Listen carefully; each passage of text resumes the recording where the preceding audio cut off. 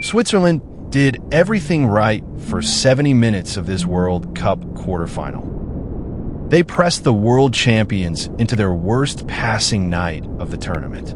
They equalized.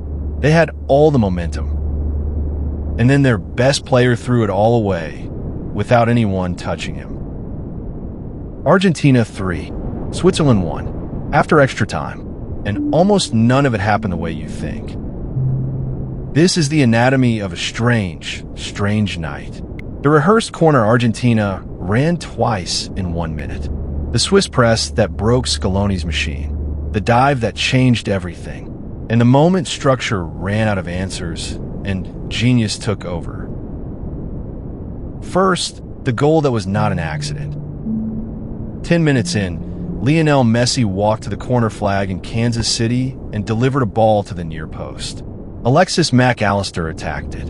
Breel Embolo deflected it behind for another corner. Watch what happens next, because Argentina simply ran the same routine again. Same near-post delivery. Same runner arriving from deep. This time, no deflection. Allister glanced it across Kobel into the far side of the net. 1-0. Argentina rank among this tournament's best sides on corners. The same routine had already rescued them against Cape Verde. Nothing about it was random. It was a rehearsal performed in public. Switzerland had never trailed at this World Cup, not for a single minute, not even in qualifying. Falling behind could have broken them. Instead, it revealed Murat Yakin's real plan. Even at 0-0, Switzerland had pressed man for man high up the pitch. After going behind, they simply refused to stop. And that press was aimed at the one thing Argentina cannot live without, the short pass out of the back. Scaloni side build with a 2+2. The center back split, the fullbacks stay low, and Paredes drops in whenever the numbers turn against them. Switzerland matched all of it. Reeder followed Paredes. Sau tucked inside. Xhaka and Freuler took the midfield, man for man. Even their possession had a shape of its own. In build-up, Switzerland flowed into a back three, wingers drifting inside, fullbacks overlapping, a structure designed to keep the ball and keep the rest defense intact. With every short option marked, Emiliano Martínez was forced to go long. 7.4% of Argentina's passes went long in this match, their highest share of the entire tournament. It sounds like a small number. For this team, it is an emergency. Because Argentina had no target for those long balls. Messi does not contest them. Alvarez was dropping into midfield. Every launch was a coin flip, and Switzerland kept winning the toss.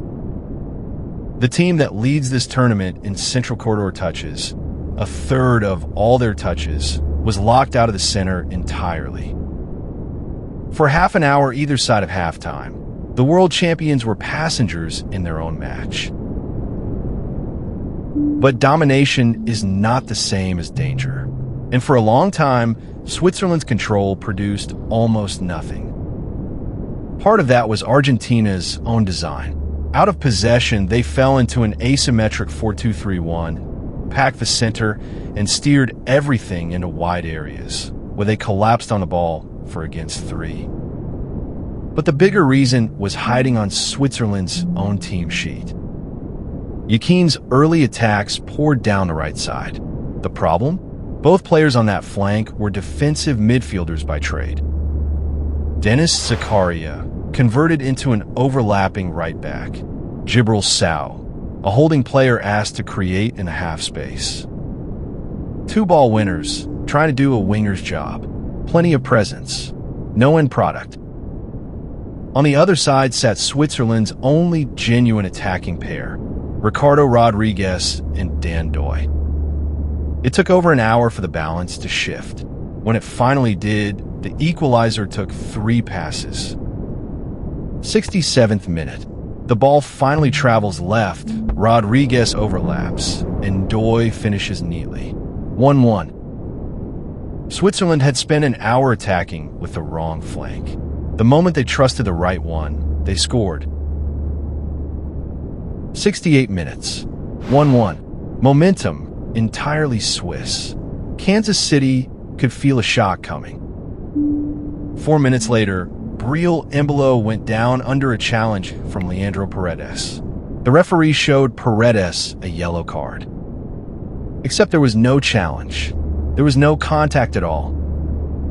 And this is where a brand new piece of World Cup law took over. Because a card had been shown, the incident could be reviewed. The review showed a clean dive. And FIFA's new card correction protocol, already used once this tournament, allows officials to move a booking from the innocent player to the guilty one. Paredes' yellow was cancelled. Embolo was booked for simulation instead. It was his second yellow of the night. Off he went, in tears, and with him went every ounce of Swiss momentum. By the letter of the law, the decision was flawless. To the spirit of the game, it felt brutal.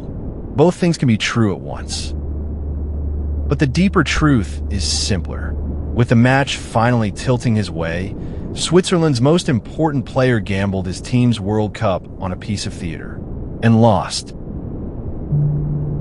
A team with 10 men and a level scoreline in a World Cup quarterfinal does not come out to play.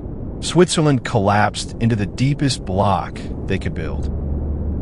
And Argentina, the tournament's most center-obsessed team, had to saw a wall. Scaloni's answer was surprising. He abandoned the center altogether. Argentina had already begun using the full width of the pitch in the second half, making Switzerland's block slide from touchline to touchline. After the sending off, the pattern deepened. Molina hugged one line, Tagliafico the other. The ball swung side to side, hunting for a crack. Near the box, a subtler pattern, the messy isolation set. Argentina would work the ball close to the area, deliberately keep it away from Messi, then suddenly return it to him for a first-time strike. Switzerland answered everything. Akanji swallowed every cross. The block bent and never broke. And Argentina were running out of legs. A third brutal knockout night in a row. An aging 11 deep into extra time yet again. Structure had asked every question it knew. The block had answered all of them. So the answer, when it came, was not structural. 112th minute. The block finally stretched a meter too far. The ball rolled to Julian Alvarez 25 yards out. Nobody in the stadium expected a shot. He let loose. Right foot, curling, far top corner. Kobel never moved. 2-1. And in the final breath of extra time, with the block finally dissolved, Lautaro Martínez finished a counterattack to make it 3. When structure runs out of answers, you need a genius. Argentina, somehow, keep finding one. Lionel Scaloni did not celebrate like a man whose plan had worked. His own words, moments after the final whistle, "Luck was on our side today. We must be realistic. There's a lot to improve." He's right.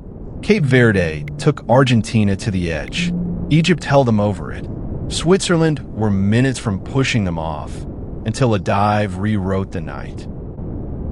3 knockout rounds, 3 escapes, a defense that concedes from almost nothing, an attack that breathes only through Messi, and now perhaps through Alvarez. Waiting in the semi-final, England, dragged through dramas of their own, carried by Kane and Bellingham, just as flawed, just as alive. 2 exhausted giants, 2 imperfect machines held together by individual brilliance. 1 place in the World Cup final. Champions who keep surviving eventually meet an examiner who does not blink. We're about to find out whether England is that examiner.